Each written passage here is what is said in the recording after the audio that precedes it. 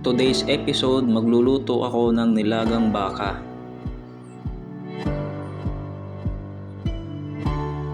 Pinakuluan ko na dito yung baka na may kasamang luya.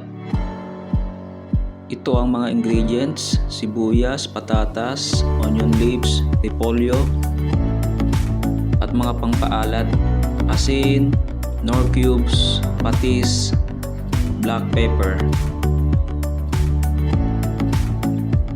At ito po yung sinabawan, pinaghugasan ng bigas. Yan ang gagamiting pangsabaw. Yan, tapos na po. Tapos na pong nilaga ng 45 minutes. So nilagay ko na yung tubig ng bigas na pinaghugasan. Ayan yung mga ricado, sibuyas muna ang aking nilagay. Kasama na po dyan yung luya. So ito na po yung finished product. So kumulo na po siya. Ayan na po, napakasarap. So malamig pa rin ang panahon dito sa Saudi.